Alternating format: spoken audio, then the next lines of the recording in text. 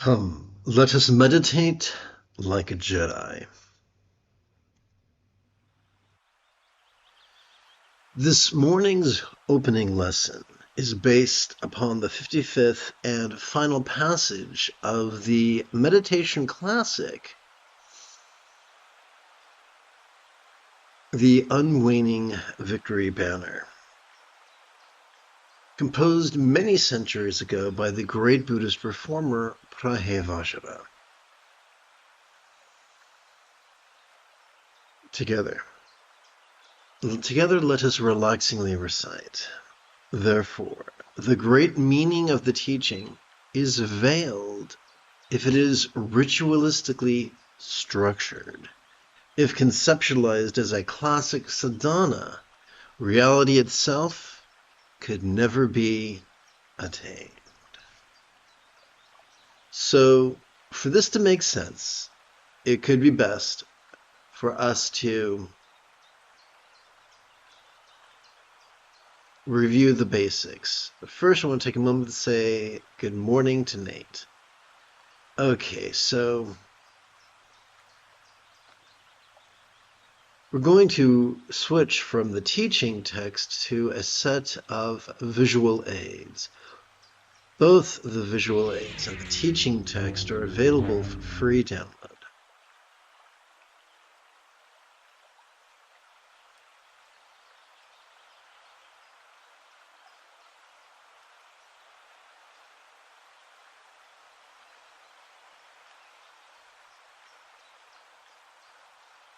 When reading the Tao Te Ching, we learn of Yin's spiritual matriarchy, which is being flexible, loving, rational, laid back, egalitarian, lucid, cooperative, and kind, as well as its opposite, Yang's religious or irreligious patriarchy, wherein we are rigid, fearful, superstitious, controlling, elitist, cryptic, competitive, and cruel. This is not unique to Taoism. This is an ubiquitous observation.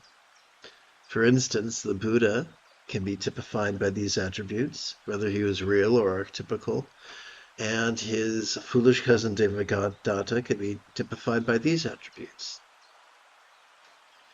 Sturgeon's law reminds us that 90% of everything sucks, but not in the fun, tingly way.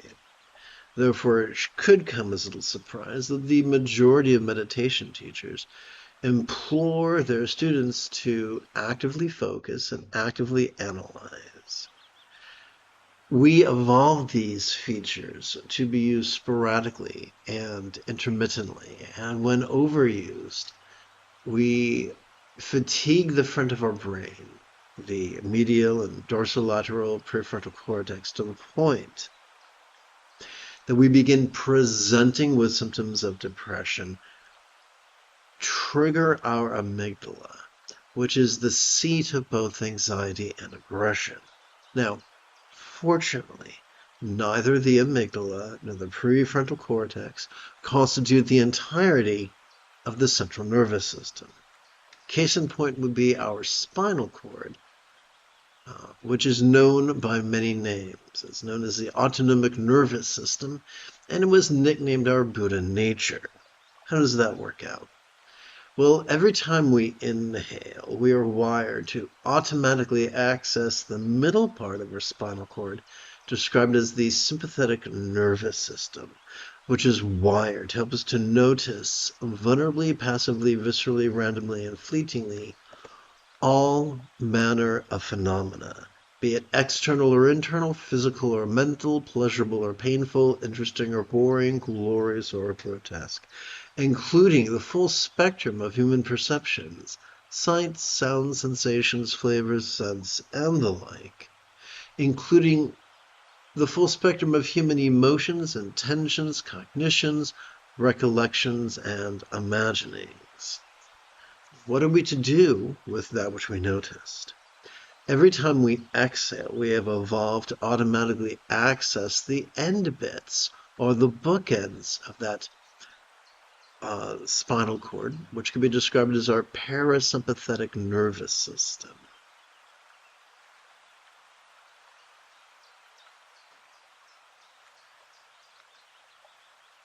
This bad boy has evolved to support both physical relaxation as well as mental release, to such a degree that that which we noticed during our previous inhalation could fleetingly feel less stressful, less permanent, and even less defining.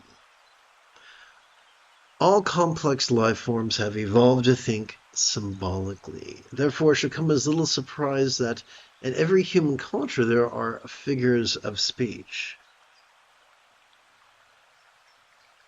Every time we relax into our exhalation, that which we noticed during our previous inhalation could fleetingly feel as non-graspable as a vast empty void. My fourth grade teacher explained that a simile is only as effective as it is relatable. So we have to ask the question, what? What is a real-world example of a non-graspable vast empty void?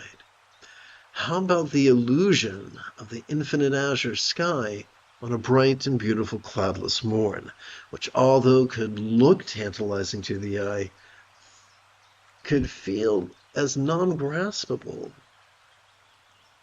as a vast empty void.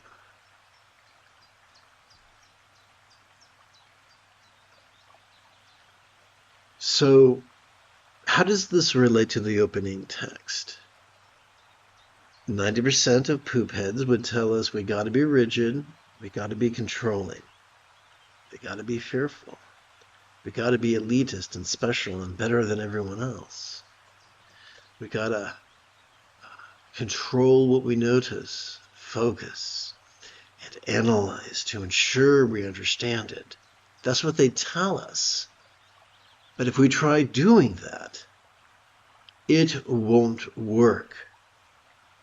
The freedom that the Buddha offers us is, well, let's put it this way. The Buddha's path was the Eightfold Path. And enlightenment is simply mastery of the path, getting so good at it that we practice it spontaneously, habitually, easily, and effectively.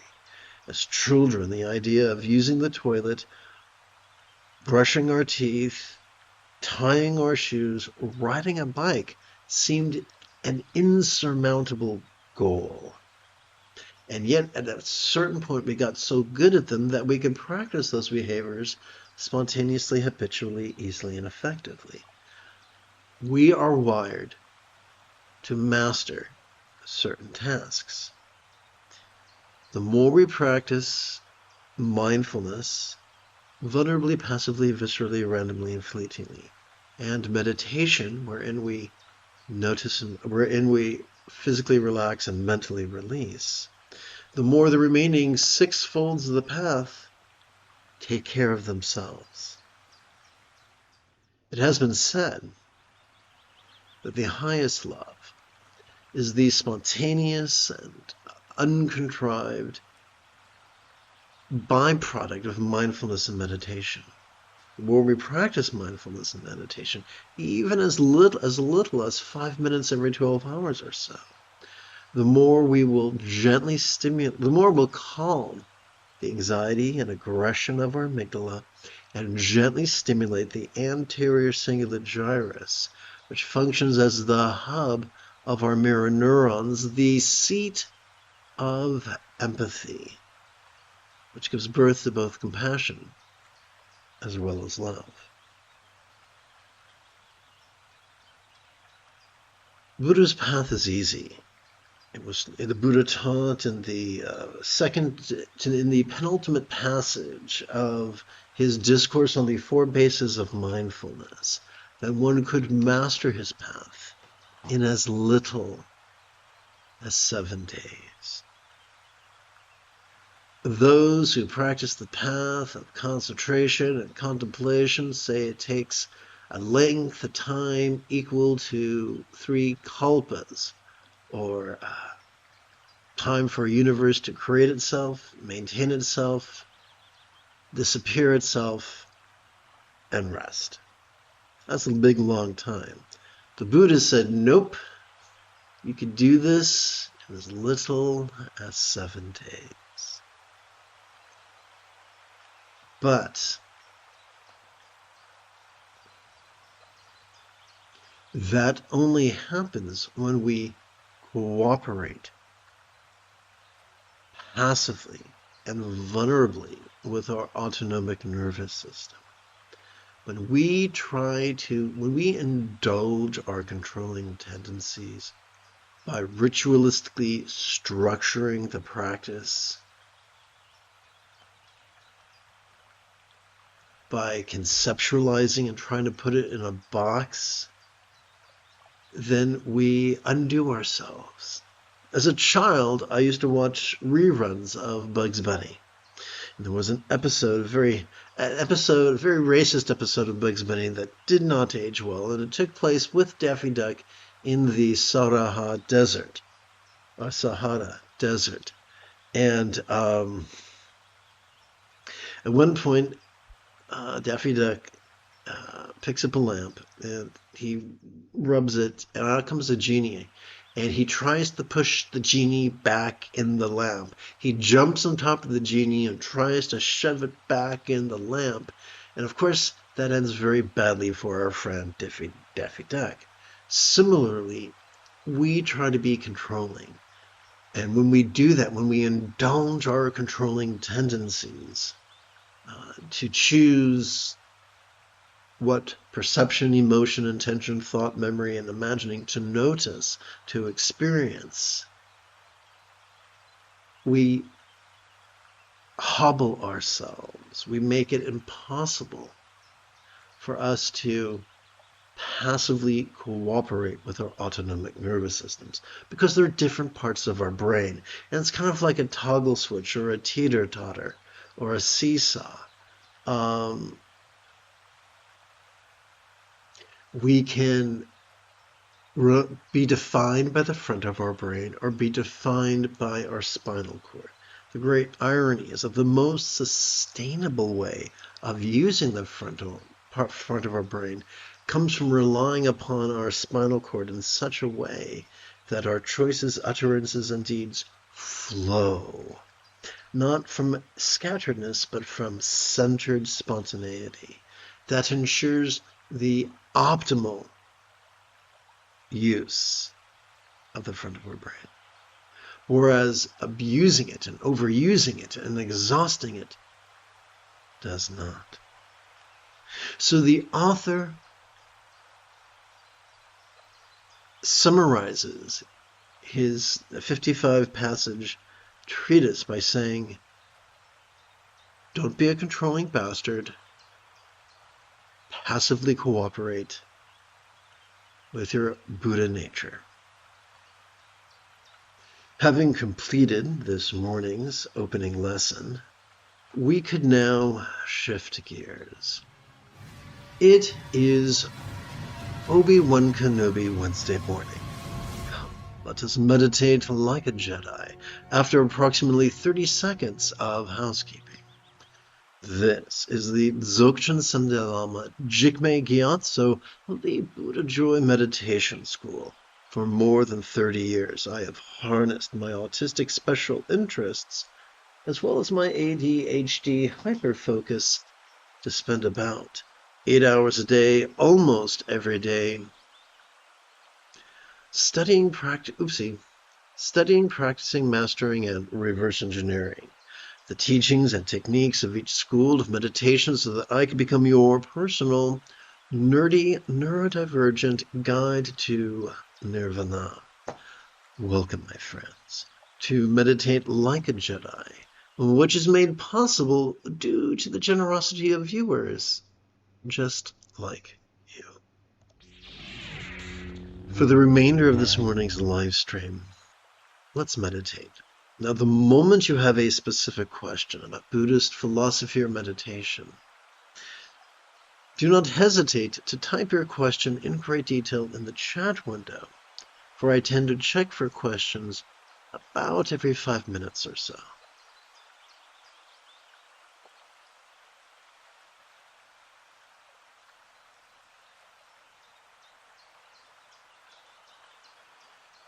The easiest way to practice the mindfulness that notices mind's antics is for us to silently and mentally recite the demonstrative pronoun this each time our diaphragm pulls in and down as we inhale.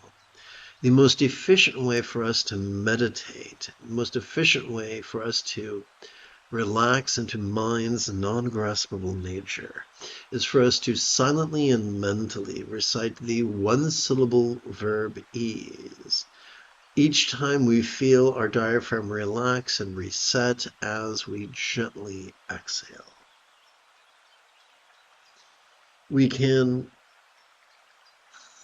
keep track of our first collection of 144 inhalations by resting the first knuckle at the base of our right index finger upon the tip of our left index finger, palms up in our lap.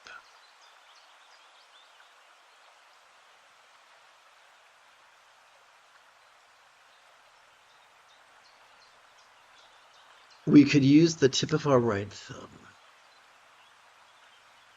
to count the 3 sets of creases found on each of the 4 fingers of our right hand and count the next 12 inhalations.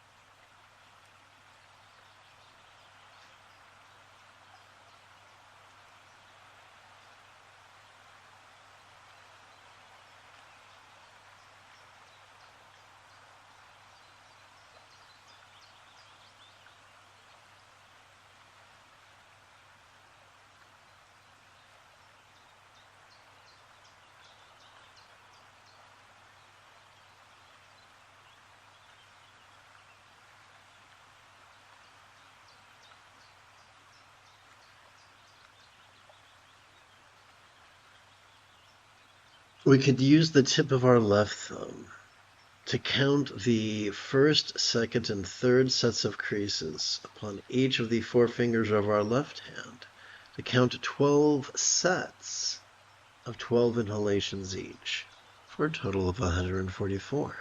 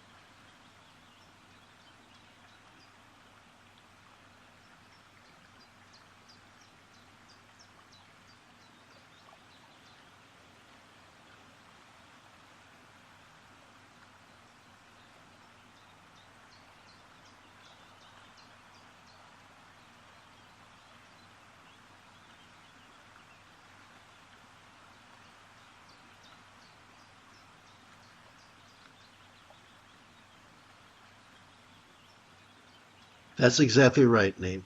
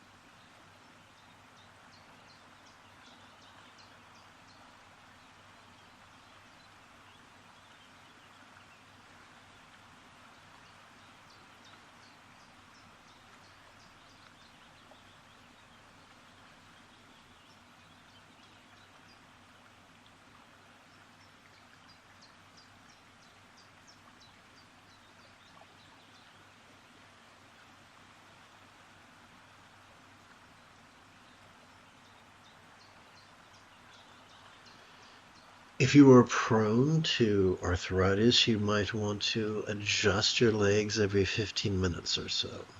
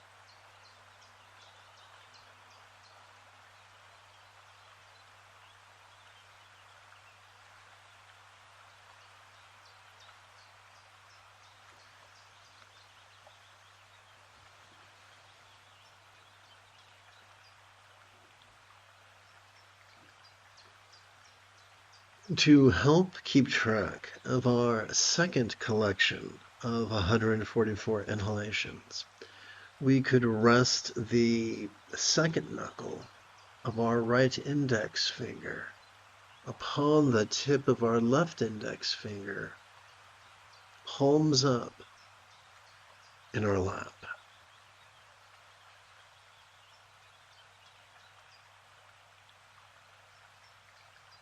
By touching the tip of our right thumb to the first, second, and third collections of creases, or sets of creases, upon each of the four fingers of our right hand, we can keep track of the next 12 inhalations.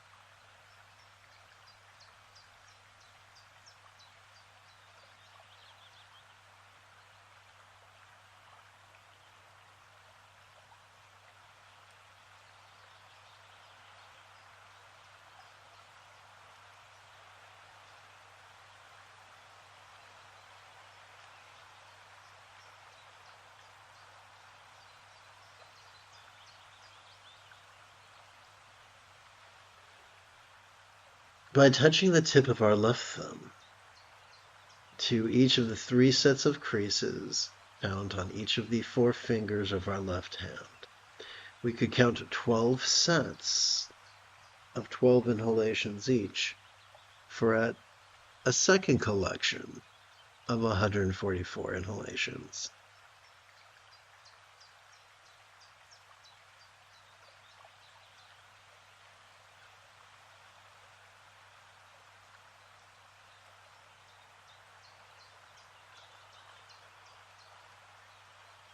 And remember, the moment you have a specific question about Buddhist philosophy or meditation, do not hesitate to type your question in great detail in the chat window, where I tend to check for questions about every 5 minutes or so.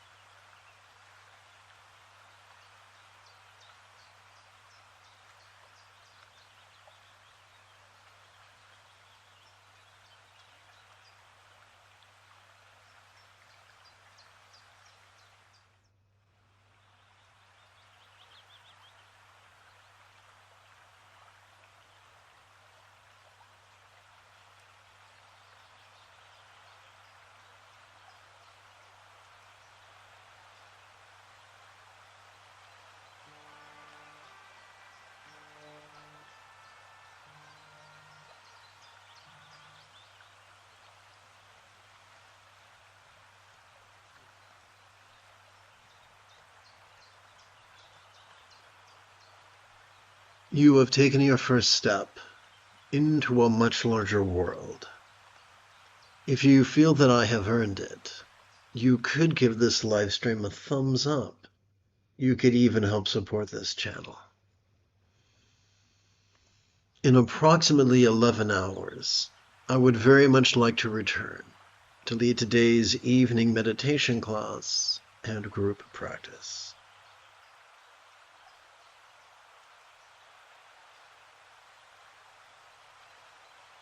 And if you are as geeky as me, may the Force be with you always.